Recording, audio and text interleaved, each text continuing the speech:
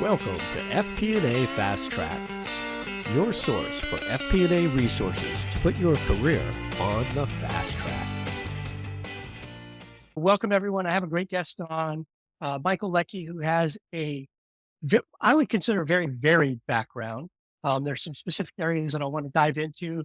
Our audience tends to be accounting and finance folks, which I think, and a lot of them tend to be at the executive level, which I think is kind of the sweet spot of the folks that you work with. So if you would, Michael, tell us a little bit about who you are, what you do, and who the audience is that you serve the most. Yeah, well, that's sweet of you, a very background. I would call it more of a checkered past, but we'll go with your term because it sounds a lot nicer. Yeah, I mean, my roles have generally been three kinds of roles in organizations. I've internal roles in the, you know, leadership or people leadership space. External roles in consulting across a broad variety of industries and focus areas, but a lot of them around strategy, change, and transformation, as well as just being a general a business leader and manager, running a P&L for a company like Gartner at one point in my career. And I worked for a lot of great companies, Bloomberg, General Electric, Gartner, and I've worked with especially through my Gartner years and then my consulting after that, thousands of C-suite executives in different areas.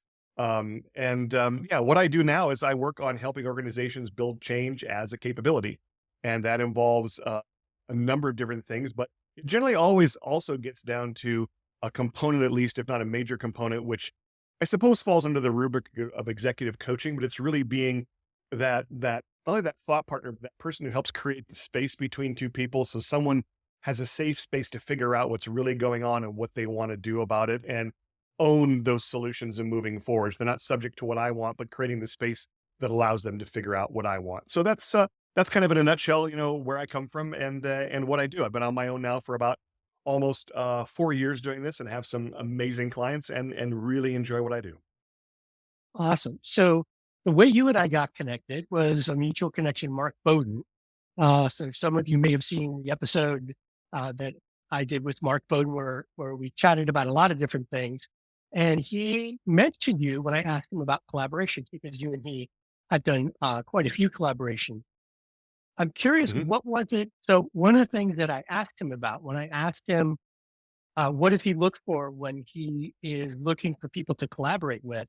One of the things that he said is that he looks basically for one thing, people who have what he doesn't, but also another thing he said I thought was interesting is people that have confidence around that, right? He's not really Mm. interested in talking to people that are kind of on the fence and trying to play politician about all the different potential ways someone could look at something, but like someone that has a particular thing that they feel strongly about.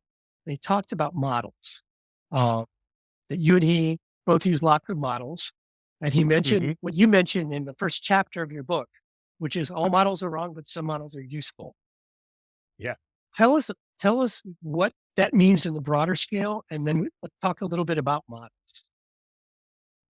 Sure. I mean, it's a quote from George Box, introduced me by the person that actually introduced me to Mark, Michael Bungay Stanier. And what I love about it is the problem with models, right, is that they are a lens, they're a way of seeing the world around us, which can be useful, but it's not right. It's not accurate. It doesn't tell the whole story. And to illustrate that, any of you that have ever been inside an organization or somewhere else where they've made you or asked you to take some sort of, test that puts you in different colors or boxes or shapes or spheres or animals or whatever it is they do. One of the things is generally there's two reactions. One is it's really interesting, and two, but that doesn't define me.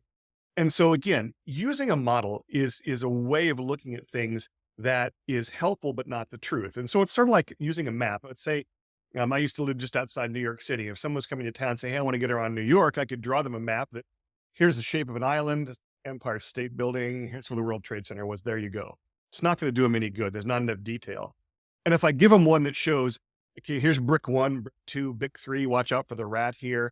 It's too much detail. It's not going to work. So what's that right elevation of that map? Models are the kind of same. You want to find the right elevation of model for the given situation that will allow you to make progress forward, to resolve something, but not to define what's truth and not to replace what is true. It's a useful thing to add into your toolbox. And so for Mark and I, One of the things that we do together when we collaborate on as business partners is we actually have a service that we work with very senior leaders, generally, Fortune 100 CEO or potential C-suite leaders, or people that, run private equity, hedge fund businesses. And we do a coaching program. It's 2-on-1, and we meet with them every week, and we're on call and available.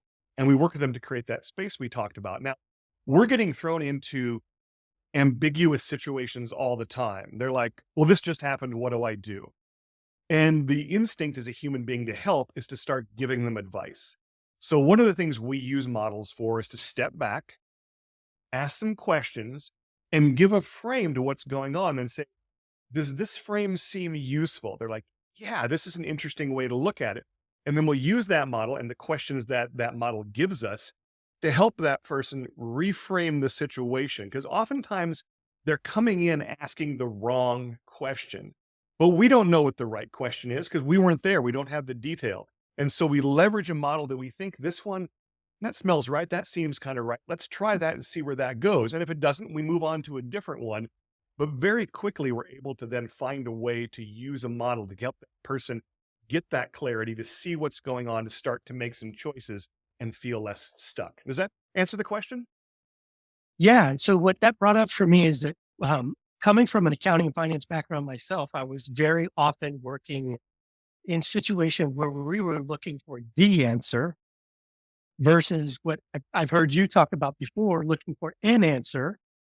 And it kind of made me think about like convergent thinking versus divergent thinking. And I think a lot of finance and Right. accounting folks oftentimes don't engage that much in the divergent thinking. Are there any tips that you can think of to help people that are more used to that convergent thinking kind of step back, get out of their way a little bit? John, it's a great question. I think the first thing is to what you just illustrated is kind of know yourself.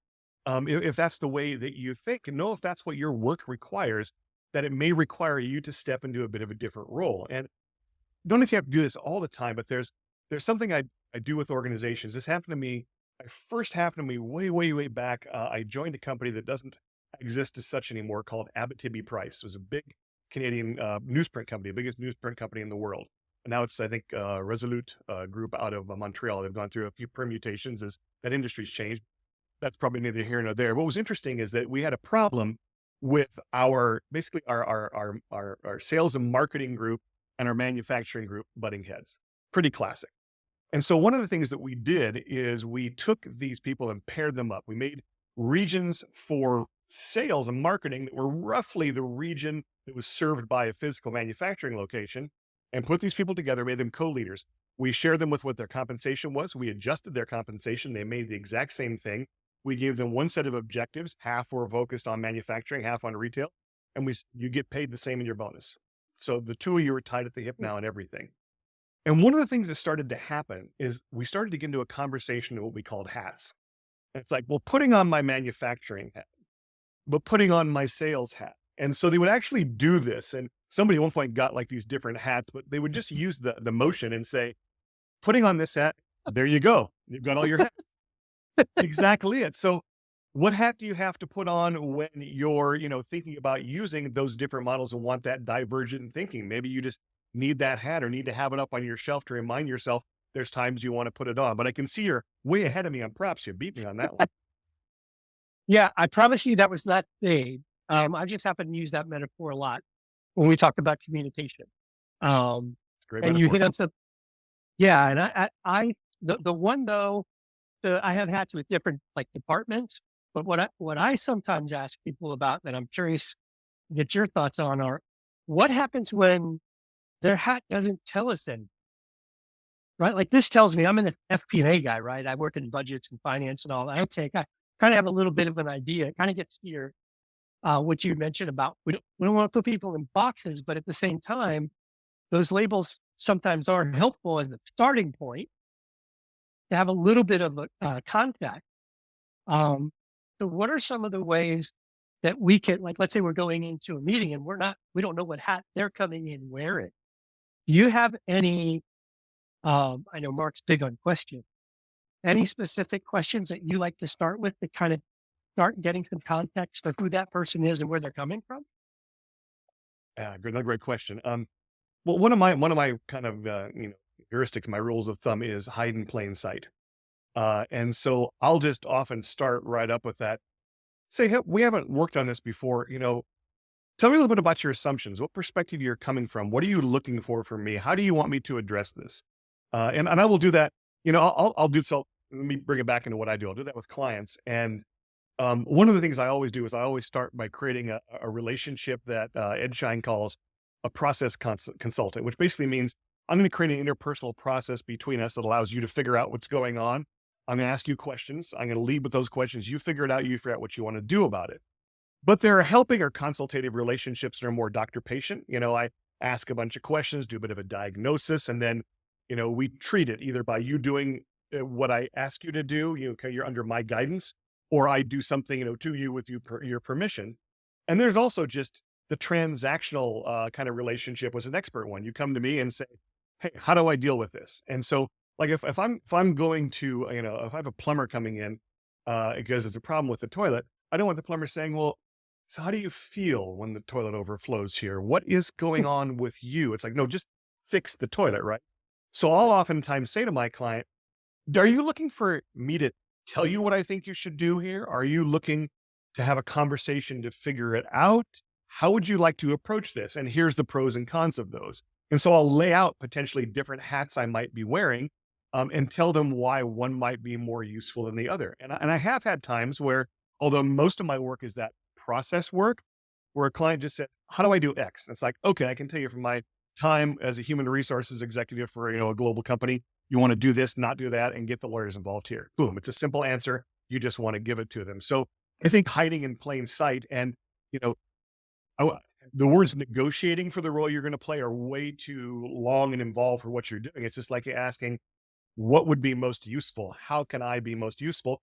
And then operating that way. And if it doesn't feel useful, then stop and saying, is this the most useful thing or should we try this? But making us all aware of what you just asked about for me is making us aware of the way we work, as opposed to we sit down, you start saying things, I start saying things, and we don't step back to say, how are we going to work together?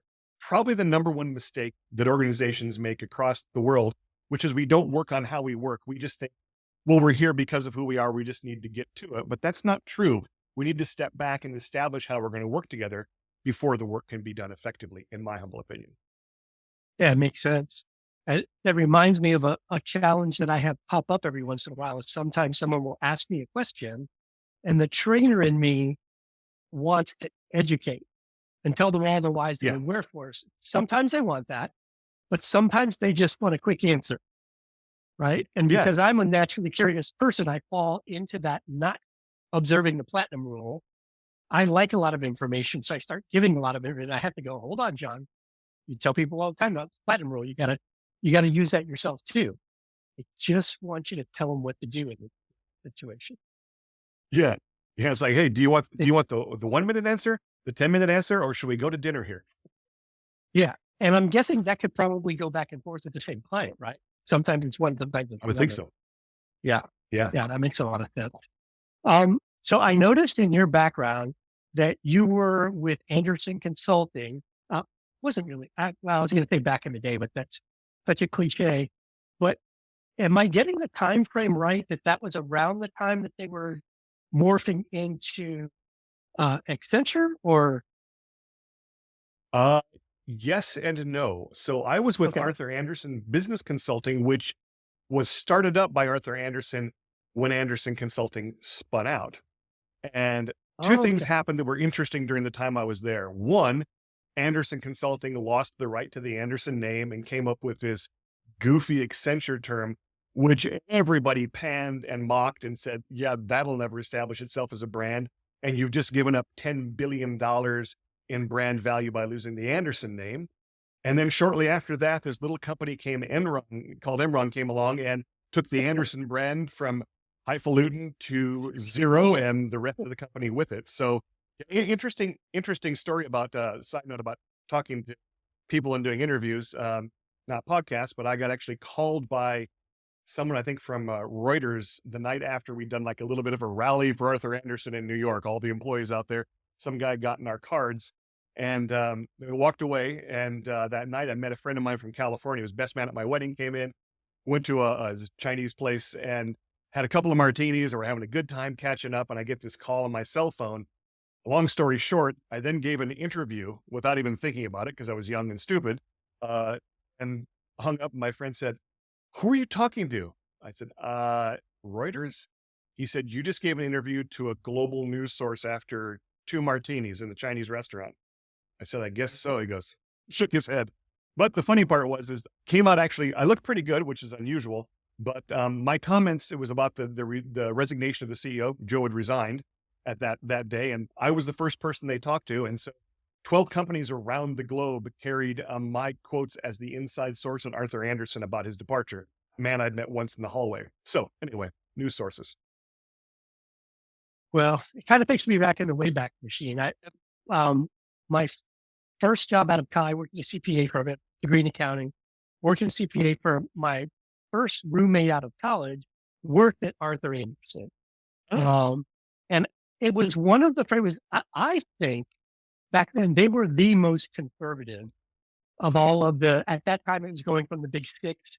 It was the big eight when I started, then it was the big six, and it was kind of going from 6 to 4 as I was reaching graduation. And I remember thinking, God, they're so conservative, so much so that he worked in the Miami office, and they had multiple floors in the building they were in, and they had to put their suit jackets on, even if they went from floor to floor within the same building, right? And I always think about them when people talk about how accountants are not creative. And I always say, a lot of things in accounting, you really don't want people to be too creative. Those are the ones that usually end up in jail, do it because they do what we call Betty Crocker accounting, which is that's no bueno. That's not a good thing. But it's funny that the perception of them was they were one of the most conservative, and ended up where they ended up. And a great company. I'll tell you this, and to this day, and I've had the privilege of working for directly as an employee, some great companies, and working with literally thousands of firms, especially in my Gartner days, advising, different CXOs. And Arthur Andersen, when I worked there, up until the time that it, disappeared because of Enron, overall, I don't think I've ever worked for a more overtly ethical firm or a firm more concerned with ethics or doing the right thing. So it wasn't that the place was corrupt.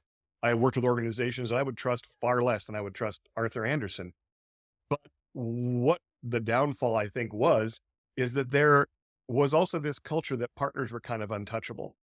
And the ability to have a real honest conversation about how people were doing stopped at the bar above and below partner. You couldn't criticize another partner to a partner's face. I think that's what protected the guy out in Texas, is that no one saw what he was doing, had an outlet to talk about it. It was a one small cultural flaw that took down a fabulous firm with some of the smartest, hardest working people I've ever worked with. I was looking forward to my next step was becoming a partner, and the penultimate conversation with my manager was, I put your partnership up and it's smooth sailing. And the ultimate one was, this Enron thing may be a bigger problem than we thought. And that was it. But it does go to show that a great company always still needs to be looking for, its flaws and the things it needs to fix, because that one little Achilles heel was all it took for an amazing organization. Yeah, I think the analogy that pops to mind immediately is our entire country, right? I think most Americans are still proud to be American, love their country, but it's not that hard to find one or two individuals that maybe are not the greatest representatives. They could end up, tarnishing something by the actions of one or just a few people. Yeah. And it's just something we have to constantly look out for. That the guy that I was talking about that I was roommates with, that worked at Arthur Andersen, we became close when we were in college because he was one of the smarter guys in any of the classes that I had. And I was always trying to partner up with him to study for exams. So to your point, I unfortunately I was a B student, but to get a job at the Big Four, you had to be pretty much a straight A student with, all the extras back then. So I was a little bit jealous. I worked for a second tier firm that ended up being a great experience, but I still have fond memories of those days. reading the book Big Eight and then all that transition. Um, Yeah, anyway, it's fun going in the Wayback Machine sometimes it is. with someone to have some shared context there. Kind of fast forwarding, something that you talk about, digital leadership. Mhm. I've seen a lot of content that you put out on digital leadership, and I'm curious to get your thoughts on since obviously a lot of people worked remotely in hybrid situations way before COVID, but obviously when COVID hit and everybody went remote, and now we're kind of in a situation where there's a lot more virtual meetings and digital everything. Um, I'm curious what your thoughts are on things that people are doing that they're having success with to manage this sort of digital leadership with still having that sort of higher touch of being in the office and seeing people face to face. Yeah, it's a great question, and people are trying to deal with it all over. I worked with a woman who has a small consulting firm called Sway, SWAY, does work in this space specifically, and I learned some great stuff from her. And by the way, if this, and I won't get paid for it, they're wonderful people and they have a great product. So you should check them out. But one of the things I really learned working with her was that it just ramps up the need for your own intentionality and, kind of what I referred to maybe earlier as the social contract. Like, how do we need to work together? I think what we're seeing, we're seeing a lot of things get mixed up in the work from home stuff that's happening. We're seeing some big companies pulling back from it. Now, it's interesting. It's not the first time we've seen this. We actually saw it happen pre-pandemic with Yahoo. And Yahoo got their new leader in and she decided no more of this work from home thing. You got to come into the office. Now, I can't prove this, but it was kind of well covered in the press also that they were in financial trouble and needed to get rid of a lot of people. Well, it's a lot cheaper than paying a lot of severance for you to say, hey, we changed the policy and so sorry that you moved while the policy was out there, but that's not our problem. You got to get back to work. And now you can't, I guess you'll just have to quit. So I do think that there are organizations that are using this shift sometimes to their financial benefit, just in a bit of a cynical way. But there are also a lot of organizations, and most of them really trying to figure out how do we make this work. And one of the things that we do is we tend to say, well, we need to figure out how to make this work. Well, senior boss, what do you think? And now you put that up to the CEO, and she or he may have really thought this through, or she or he most likely is just going to respond with what they know best. And depending upon what age they're at, if they're, above 40 or 50, they're probably going to say, people need to be together, come to the office. And if they're below that, they're probably going to say, it might not really matter. I can work from anywhere. And they value these things differently, but we're not really going down and asking the people and the teams. And we're also concerned generally at a human resources level of, well, what's fair and equitable? Everybody comes in, nobody comes in. We have to be fair and equitable, which, fairness and equity are incredibly important, but they're also overused weapons in the weapons cache there of the human resources department because they're not always useful. I worked with and have a good friend who I believe still runs the university at PepsiCo. And it was really simple. He was talking about, he said, there are people who work at jobs like in technology that are just interfacing with zeros and ones all day. Why should they come into the office? Now, until the trucks drive themselves, though, the people driving the trucks actually need to come in and sit in the truck and drive it from store to store. So there are jobs you just can't do remotely. And so I think that what I learned is you really need to have that conversation. What would be most effective? But then once you've made some decisions, you have to really communicate what you're doing and why. People have to buy in. And there are still some people that may opt out because all they want is that work from home job because that works so well for them. They now can't accommodate anything else in their life. But, as you move up the ranks of the organization, you're going to need to be more flexible potentially, but you need to know why you're coming into work. And you need to know the blanket policy just hasn't been applied to you as a number or as an FTE, but that they've thought about, well, what makes sense for John? What makes sense for Michael? And if they had any say in that. And then have they really worked through, if they're going to be away from the office, how do we get those connections? What's the best way to do it? If we're going to come together, what is the best way to do that and not waste time? Do I have to be there the whole time? Do I always have to be there? And I think when we solve it through dialogue, we get along a lot better. When we solve it through policy, we end up with policies that are made to fit everybody and fit no one. And, the last thing I'll say about that is there's a great book called, I'm gonna blank on the author, but it's called The End of Average. And I love it. He talks about when the U.S. Navy was looking at their airplanes for their naval aviators, and that they designed a seat for the average naval aviator, and they kind of hired within this range. Now, the problem with it is it was based upon average height, average weight, average build, average bone length, all of these different things. But when they did the actual research, the amount of Navy pilots that were average was less than 0.1%.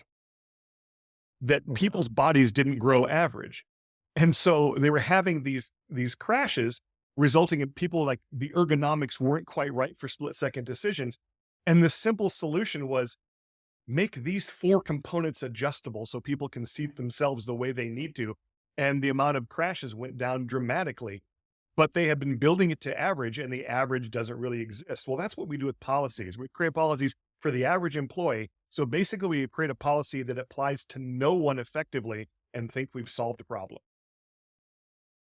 Yeah, it's interesting. You reminded me there was a guy I went to high school with who was in Civil Air Patrol and down the road to getting his requirements to get his private pilot's license in high school and wanted to join the Air Force and become a pilot, but he was too short to get in the pilot program, even though he had almost already qualified to be a private pilot, had the skills, had the aptitude, had the desire, but just for that one reason, he wasn't average, or he wasn't within the average. The end of average. So I'm gonna definitely have to look that one up. I noticed that word useful keeps coming up over and over and over again in the conversation, which is, I'm glad that you're using it over and over again to remind me about it, because there's so many things I think, especially as organizations get bigger, the answer that used to drive me nuts when I worked at, big Fortune 500 companies. And you said, well, why do we do it this way? Well, that's the way we've always done it. That used to drive me nuts. And I used to get in trouble because I'm the curious. I'm always asking questions. Sometimes you ask the wrong question of the wrong person and find out that we do it that way because they're the one that came up with the way to do it. Now you get yourself into hot water. But I looked at, I've done another couple of notes here. Oh, FTE, I just wanted to clarify. I fall into this all the time with acronyms. For the non-accountants or finance folks out there, FTE, full-time equivalents. I've done interviews with military veterans, so I've gotten attuned to watching out for my own acronyms and lingo. So I try to help the audience out with that if they don't know the acronyms sometimes. There's something that you put out very recently, actually it was today, where you were talking about asking the question, how is my idea wrong? And it reminded me, I have a lot of conversations. I have these 2 friends that I'm in a WhatsApp chat with. We've known each other since we were like 12 years old, right? And we argue all the time, but we've always had the ability to disagree without becoming disagreeable. And I feel like that's like a lost art. And this post that you made about how is my idea wrong reminded me of that. Can you talk a little bit about that question? Yeah. Because it's a powerful question. I'll do my commercial now. That's from the book, The Heart of Transformation. And that series, thank you, is when we're doing on just kind of taking the questions I use for building changes of capability and then just using them in everyday life. But how is my idea wrong is one of those questions that opens up so much, and especially important if you have power in the situation. You're the manager, the leader, the boss, the expert, whatever it may be. People are content to let sometimes the most powerful person or the loudest voice in the room be right, even if they don't think they are. It's a safer path because then it's their fault, sadly. And so opening up how is my idea wrong is one of those questions that first of all says, I'm fallible. I will make wrong choices, which I think as a leader is tremendously valuable to role model for people. They don't want a leader who's always right. They want a leader who's willing to work through and find out what is right and learn from the group as well. So how's my idea wrong starts to create some of that psychological safety to challenge the leaders that the ideas that the leader has. And it also starts to move you away from something that is insidious in in corporate life just about everywhere, which you actually were referring to a moment ago, saying I find out that that decision was made by the person there and I'm in trouble. Because we have this tendency to, although we don't say it out loud, to believe that I am my idea. I am identified with my idea, and if my idea is wrong, therefore I'm wrong. So my idea can't be wrong. And so one of the things I do when I'm working with groups, especially we're going to have, potential conflict or differences. For example, I have a client now, in the midst of going through what's going to be truly massive acquisition integration. And one of those things that we're going to be, talking about is our wrong ideas and that we are not our ideas, and say, let's put ideas forward. Our ideas are going to be very different because a different idea is very different from yours. And if it's the idea we go with, doesn't mean you're wrong as a person. I'll say, this is not semantics. This is not consultant speak. I want you to really hear me. It's not that you're wrong. It's not even necessary that your idea is wrong. It's that it's no longer right. Generally, we make good decisions with the information we have and the time and the place that we are. And then somehow we think they're going to be evergreen. The world changes us around us completely, but somehow that idea should just last forever, like, the books of the Bible or something, but they don't. And so acknowledging that what was once good or the better or best idea might not be because things have changed is really, really useful. And in the situation I'm in with this client, one of the things we have to acknowledge is that the situation is changing because you now have these two organizational cultures coming together. And, culture is one of the things that defines competence, right? Competence is defined in a culture and in a context. I can be in one organization and be incredibly competent, go to the new one and be incompetent in a sense, because I don't know how to work within that culture. And so I'm saying things that are derailing, taking my ideas out of play, making me be not listened to, all sorts of things. So we have to allow for the wrongness to figure out how we can actually be more right about things, and to invite more and more people into that dialogue, and not just have an organization that's run by someone with the most power. We used to call it, how are decisions made? And some would say we use the hippo approach, the highest paid person's opinion. That's the one we go with. And the hippo approach generally does not last for long. And it's unfortunate that it starts that way, but it comes because that person probably had some really good ideas and they put him in that place of now all your ideas have to be the right ones. And their ego is caught up in it too. So that's where you end up, as opposed to them saying, hey, that was my idea wrong. Yeah, so much came up for me there when I jotted down a bunch of notes here. But one of the biggest things was a lot of which we're talking about reminded me of some of the things that I've heard Ray Dalio talk about radical candor and, recording their meetings and, putting them out there for the world to see, examining different points of view. But one of the things that you said about this is not consultant speak, but it's not about your idea being wrong. It's about it being no longer right. Being no longer right. Sometimes there are times that language distinctions sound cliche and trite because they're overused, but sometimes you really have to get the wording right because it makes a difference. And I think that's something that for me, especially when I'm doing training, I have to be careful to not use too many things that just sound cool and easy to remember, but maybe don't suit the purpose. Yeah. Because people are used to seeing a lot of things. The classic one I see is that pie chart where they talk about 97% of communication or 93% of communication is nonverbal. Okay. Well, I know one of Mark's partners in crime, Scott Rouse, has actually talked to Dr. Moravian, and they got that whole pie chart all messed up. Yeah. But boy, it sure sounded good. Yeah. And lots of other people with all kinds of, letters after their name have regurgitated that. And to a certain degree, it's useful, even though it's probably wrong, if you really want to get technical with them. Yeah. Yeah. Very true. Yeah. Very true. Another thing, go ahead. No, it's just an interesting insight. And you're right. I mean, there are so many things that we just kind of, parrot about it as if they're true. And the language piece is, learning how to really communicate effectively. I'll give you an example. Something that happens. I work with a guy doing a project with him now named Bob Mesta. Bob has a little company called the Rewired Group, and Bob created Jobs to be Done theory with Clayton Christensen many years ago before Clay passed away. But what jobs to be done theory says is that a product or a service has a job it's doing for you, or you're making progress, overcoming a struggle. And until you know what job it's doing, you can't really understand how to market or improve or innovate and sell that product or service. And when he'll work with clients, what he will not allow them to do is to start to label the different jobs. Oh, that's the collaboration job. That's the, he said, no, no, no, no, no.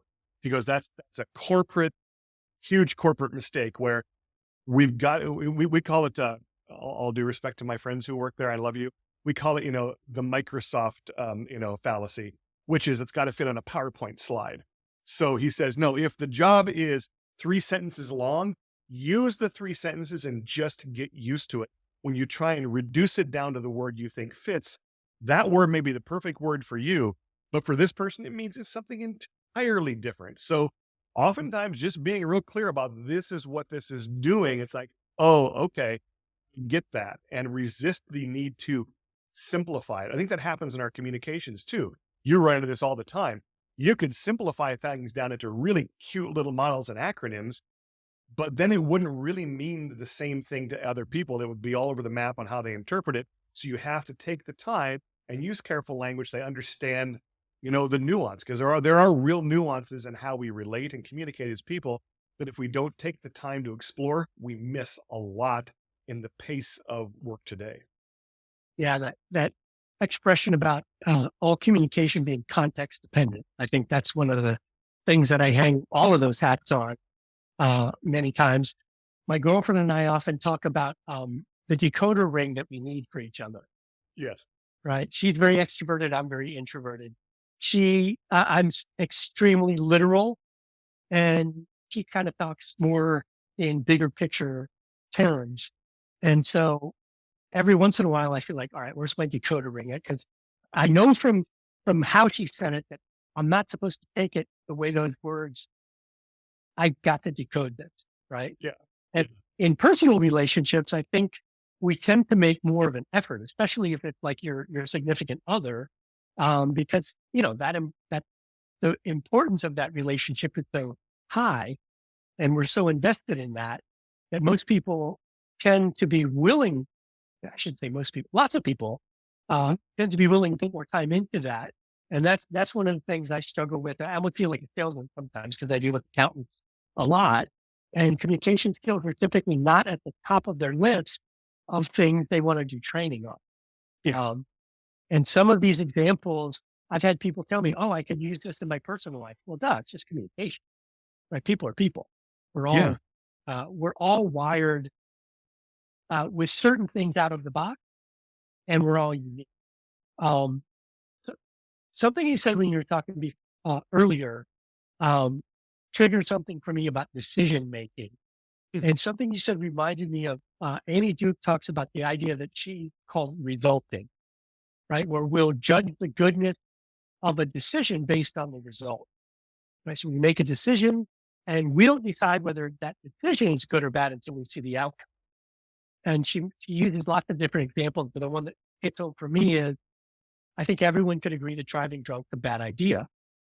But there are people that have driven drunk, they get home, nobody got hurt, and they go, maybe I wasn't that drunk. Maybe I'm actually pretty good driving when I'm drunk, right? I think we can all agree that's still a bad decision. But how many times in a business setting do we look at a result and it gets totally divorced from the quality of the decision? And what I learned from reading some of her stuff and listening to her talks is that so many of us don't have framework for even defining what a good decision is, or how do we make a decision in the first place? Yeah. So just a lot of heuristics and things that we use that we never examine. A lot of the stuff that things of yours that I've read or videos that I've watched triggered things for me where I was like, I got to think about that model maybe that I've used before that I haven't really examined. I used it because someone I thought was credible used that model until I just assumed that it was good. And it may be useful, but is it useful in this specific situation? Not exactly sure. Kind of think about it in context. So a couple of things that you talked about touched on awareness. Um, and that, what is my blind spot was another Mm. post that you had put out there. And I know I've not seen a lot of exercises um, for identifying our blind spots because by definition, there are things we don't know, right? Right. Um, what are some of the things that you do with clients to help them find blind spots other than you just pointing them out directly to them? Yeah. Well, I encourage them. Obviously, that is part of what I do, but also to find those people because they are in your life. So I was having an exchange today with a gentleman named Dr. Chris Worley, who was my thesis advisor at Pepperdine at the MSOD and teaches at Pepperdine and USC now still. A great guy. And one of the things that we learned in that program, which really made it stand out, was we had a branch of it they called the self as instrument. And what the theory was, it said, if you don't examine yourself and understand where your weaknesses and blind spots are, as a person in a helping role, like a consultant, you will not only not see, but potentially exacerbate that problem in your clients. So if your clients share your problem, you're going to make it worse for them. And that's bad. So we spent a lot of time doing just, traditional, group work, like we used to call a T group or whatever it may be, where you really give and receive feedback. But what it taught me is the value of having people in your life who will tell you the truth and who love you enough to give you feedback and give you things to think about. And so you have to find those people, you have to cherish them, and you have to cultivate them throughout your life. I do some of that for my clients. That's part of my job. But you're right. I mean, I only have a handful of clients because there's only so many I can take on. I have so many hours in the day.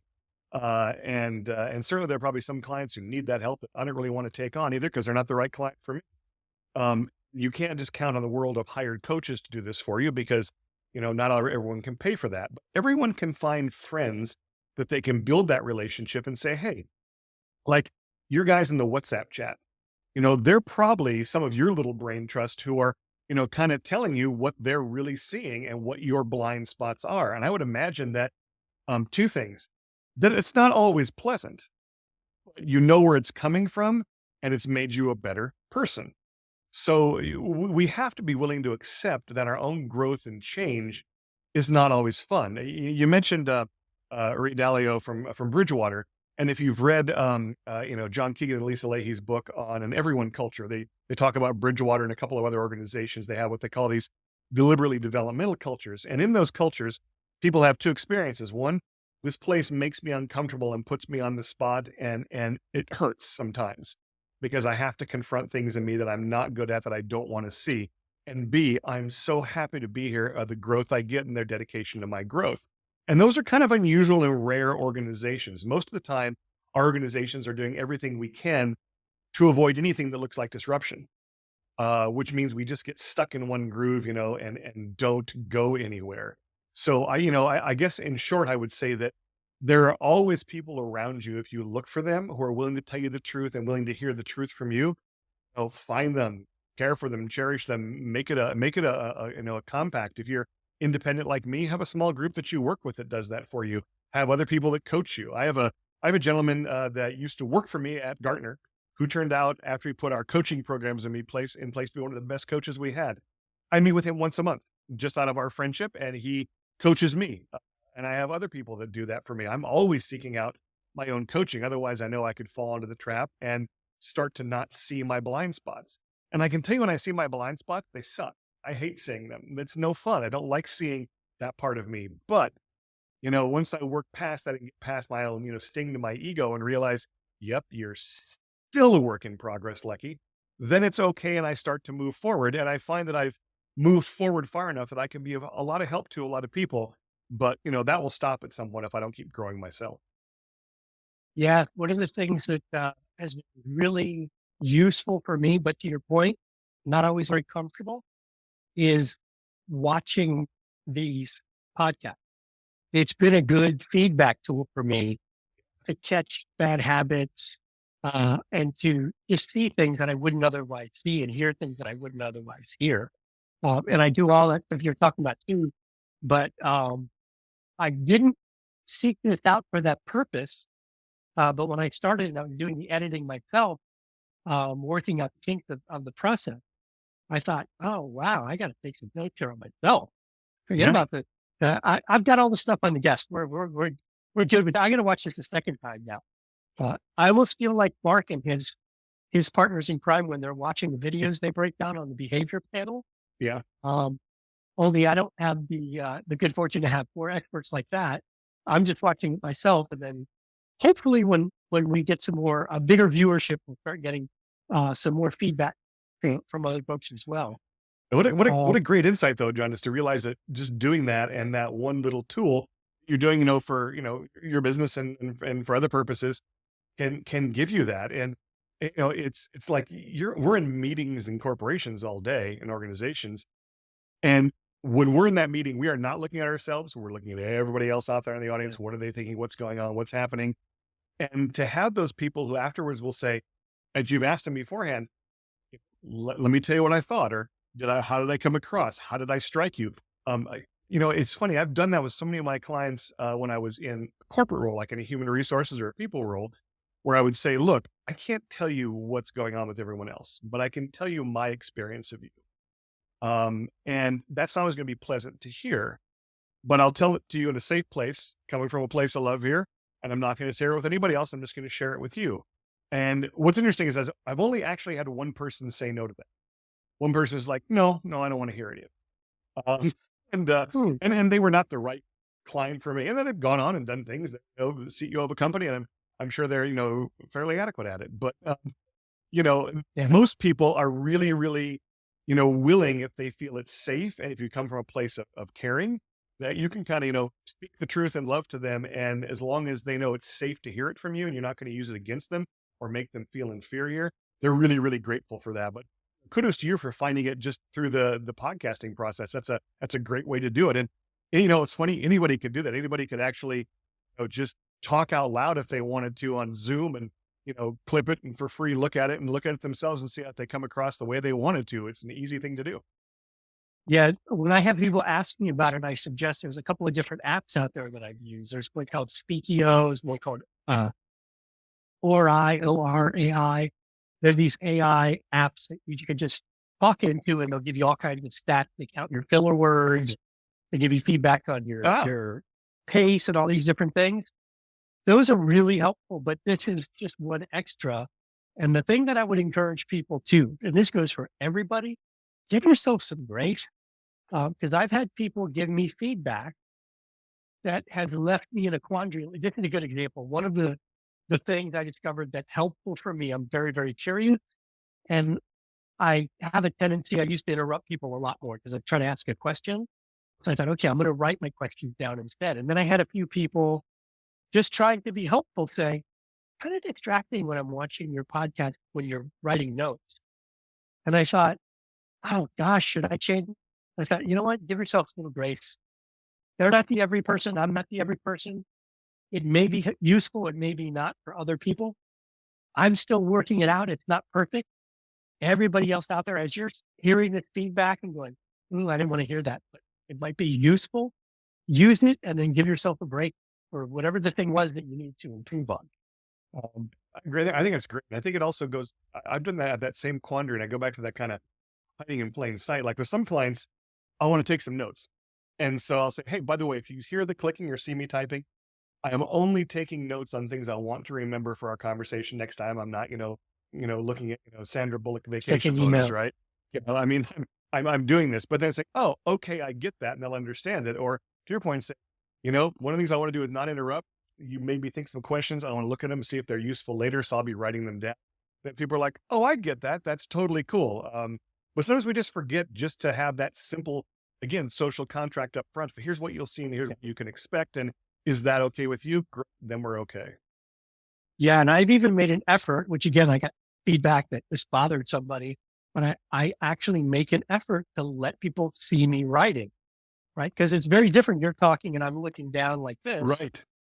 Versus you're talking and I'm kind of looking at you, I'm looking down, and you can see my pen moving. And then I follow it up with a question. It connects the dots for people. So again, context. I want to go back in the Wayback Machine because we're getting up on the hour here and I want to respect your time. So So my career has been very varied. So I started out as an accountant and now I do training. I did some consulting in between. You have a very varied background as well.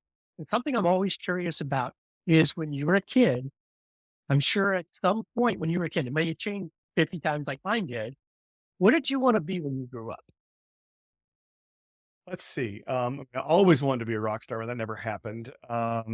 I thought I wanted to be an architect at first. I don't know why. I like drawing, I guess. What's interesting is I actually settled fairly early, I thought, for someone college wise, and was happy with my major. And I ended up getting an undergraduate degree in psychology and thought I'd go on and be a clinical psychologist and do therapy. And I wanted to do that the entire way through undergraduate until I got to my last semester and all of a sudden thought, I'm not sure I want to do that anymore. And I didn't know why. And then life just kind of unfolded and happened to me, since then. One of my children, he's 24 now, and he's working in nursing up at the University of Washington Hospital in Seattle. Um, he said, "Well, how did you think through and plan out your career?" I said, "Think through and plan out my career. Where were you back in the day, buddy?" Um, but I always wanted to do something though creative. I always wanted to do something that brought out kind of more of me, and I think I was a really part of me was kind of a shy kid, and that's like I forced myself to do some things that got over my sort of shyness and maybe kind of diffidence. Like one of them was I signed up to try it out for a play in high school, which terrified me, and I got a tiny part in it, which terrified me. But I found that I loved it and went on to act in all the plays and got awarded best actor my senior year, and went on to theater and in college as well, but decided that wasn't a career for me. Um, but Yeah, I always want to do something creative, and I guess the why it led to this in a sense is because I do get to be creative in helping people think through and solve problems, and I always wanted to have an impact. And joked about saying I wanted to be a rock star, but I think I always had those. I loved music as a kid, and one of the things I love about what I do is I work with people who have really big jobs that impact tens, if not hundreds of thousands of people, even just within the organization, not to mention the customers and clients that they touch. And so I feel like if I help these people who have these positions be even better, I can help more of them than I can be one. And quite frankly, if I'm the person in that role, I always need someone to help me and push me to be better and more. So that's the role that I want to play now. And still that creative place to say, how can we have the biggest impact? Whether the audience is applauding because that was a great riff, or because the organization is healthy because of the way that you treat people like human beings. It's all kind of about impact to me. So I find those dots really easy to connect and what you wanted to be and what you ended up being. So one thing I am curious about though, is you talked about being a psychologist and a counselor or therapist. I'm not sure what the right word would be.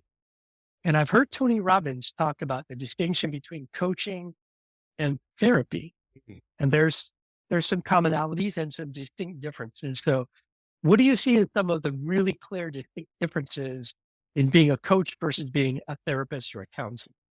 Yeah, I think two things. I think that therapy does a lot of looking back to see what was broken, in order to understand how to move forward. I think that a lot of coaching assumes that you're a relatively whole person and we're looking forward to what you can do differently with that wholeness. It's one of the reasons I say this tongue in cheek, but I don't coach sociopaths or psychopaths. Um, at least not for long. I've certainly have some clients that can put into that category way back in the day, but I've gotten better at avoiding it. But because you really can't. That's the kind of person that really needs therapeutic help to go back and see what went wrong. So, you know, coaching is mostly for relatively healthy people. And relatively healthy people can greatly benefit from psychotherapy. I don't have any doubt about that. I've certainly one who's experienced it a couple times in my life and got great value out of it. But we're not looking for where it went wrong.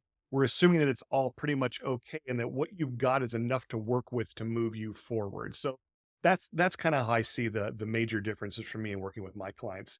Doesn't mean that I haven't, had conversations. I had one with a client, in the last year where we ended up driving one day for about 7 hours and I had them tell me about their life. their childhood, their experiences with their family, their experiences with death. I didn't then make a diagnosis and say, here's who you are. I just listened to that and it gave me context for why they want to do what they want to do and what they accomplish. So I guess the last piece is I don't have to know that much about you to be an effective coach. I have to create a space that you can figure out more about you. I probably need to know a little more about you and be able to put you into some sort of model or diagnosis to be able to work with you effectively as a therapist. And last thing I'll say is I've watched Tony for years. I had the pleasure of meeting and working with him when I was a Gartner. Um, you know, Fascinating guy to watch, and he really does. As I realized over the years, a lot of the things that I do, he stumbled onto some of these things so very early, and the power of creating a space for you to step into and encouraging and pulling you into that space using his charisma and everything else. But he's really good at that. But and he fires off things people listen to. But most of the time that people go to see him, that they feel something, is because he creates an extraordinary space in a big public area that allows people to step out. It allows them to give themselves permission to step out of who they are. Yeah. And a lot of what I do is that on a much, much smaller scale, but I think that's what effective coaching is all about. Yeah. His coaching program solidified an opinion that I had for a long time, which is I'm much more a fan of showing rather than telling. And his entire coaching program is a combination of videos of him actually coaching people live. And then his partner, Chloe Madonna, is breaking down, okay, when Tony said this is what was going on there. When he asked, and she kind of, it's almost like what Mark and his partners in crime do on the behavior panel. You get the little clip, and then you get the expert breaking down what was going on there. And then you watch the clip back and you go, it's like magic, like watching a magic trick, only they pulled the curtain back. This is pretty cool. Yeah, because human behaviors are, very mysterious and yet still understandable in many ways. And again, that's what the models are good for. Say, is this a model or good lens that helps me see something a little bit differently? And more importantly, though, it's so much less about, do I see what's going on? Does it give me an opportunity for me to behave differently and see if that changes the dynamic? Because in the end, all I can do is self-manage my own behavior. I can't change you. I can't change Mark Bowden. I can't change anybody else's behavior, but I can identify what I'm doing and self-manage by behavior, and people will respond differently when I'm different. And so that can end up impacting the pair of you, the group, the whole organizational system, if you will, but it's by your change. And this is the thing that, and I do my change work, that most leaders struggle with. And there's a great series of questions. I believe they came from Ed Schein back in the day. Unless they came from Peter Block. I could be wrong. I should know this, but he said there's kind of three questions I always ask my clients. One is, okay, you've come in for this problem. Is it okay if I look around and ask some questions, see if I can figure out, what the problem is?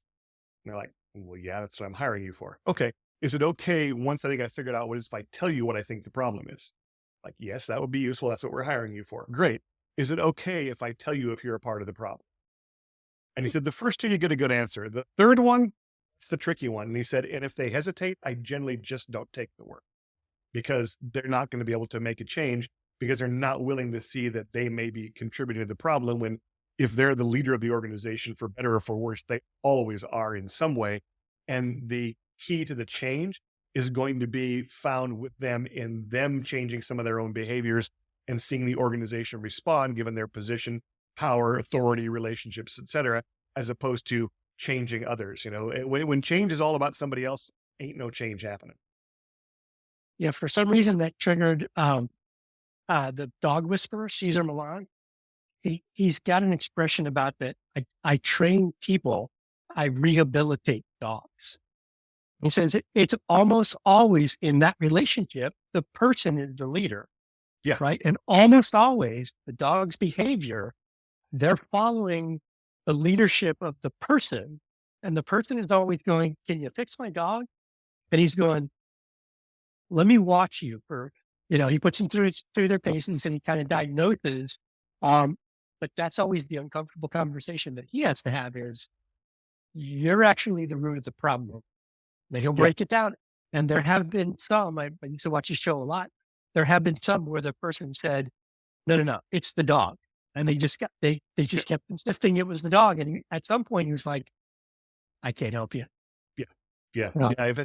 If you keep going to the same drama day in, day out, no matter where you go, it's the same drama and everyone else is playing the same character, you got to start thinking, is it really that coincidental that everywhere I go, everyone's the same, or is some of this about me?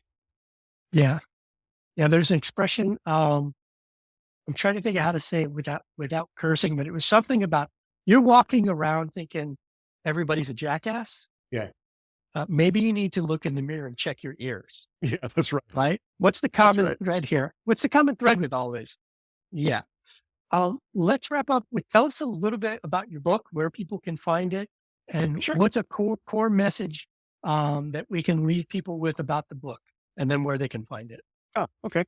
Well, The Heart of Transformation, build the human capabilities that change organizations for good. You can find it on Amazon.com. You can certainly find it at my website, which is Michael Leckie, MichaelLeckie.com. And I really wrote the book because one of my things I mentioned earlier is I want to be able to have an impact. And before we did this podcast today, I mentioned I was actually on with Mark Bowden, and we were basically taking questions we've gotten from people and sharing them with a broader audience and recording some videos around, look, here's, you can't quite frankly probably find and afford us unless, you are a C-suite leader at a major corporation. You're probably not going to engage us to solve your day-to-day problems because we work with a handful of clients and we're not inexpensive to work with. But we can take that learning and apply it to questions that you have no matter where you are. And so what I tried to do with the book was really say, look, when I've worked with organization after organization and they're stuck trying to change, it wasn't because it didn't have the technology and it wasn't because it didn't have the process. It's because of the people. But it wasn't that people were getting in the way or resistant. It's just that people don't have built in really the capacity to change. It's not natural. We crave consistency and solidity and predictability. And there's things about us as the way we've just, evolved that don't make us change animals. And so it's a bit of an unnatural act, but there's really easy ways to actually build it as a capability. And one of the best ways is through introducing new behaviors in the forms of questions that we don't always ask. And so if we introduce these questions, the behaviors of asking, listening, answering the questions, with a thing like, when was the last time I was wrong, right? What am I assuming to be true? Questions like that can open up a dialogue that can really get deep and really go far. And once we're used to putting the uncomfortable or the more challenging question out there and having the conversation, then we can reform, reorganize, and get things done. So I guess what I would say about the book is that if you have any kind of interest in change, whether just seeing it happen in your organization, not even if you're not, someone who leads learning and development or change or is a senior leader, anyone can pick it up and learn some questions and techniques and ways of looking at the world. And quite frankly, some models that are very useful. What I wrote it to be is to be a very useful book. And that's what I hope it is. And we do a lot of things, online supplements to it now for a lot of people. So, but if you're interested in kind of, where I come from and, kind of encapsulates in a good place that's easy to access, what I've learned over the years, that The Heart of Transformation is a great book to pick up. Great place to start. Lots of things that you out there listening or watching could learn. And the book, I think, is the natural first place to start. Michael, I want to thank you very much for your time. I could talk to you all day. I've still got lots more questions I'd love to ask you. Maybe if you'd be kind enough to come back on, we can continue the conversation because I love talking to you. Appreciate it. Yeah, I'd be delighted if you're, watching this, respond to John with your comments and thoughts, and maybe we'll use those as a foundation for another one. But it's always a pleasure to be asked great questions by somebody thoughtful who could probably fill the podcast with answering them themselves. So I enjoyed it, and I would look forward to doing it again. Thank you. I appreciate it. All right, we'll see you guys next time.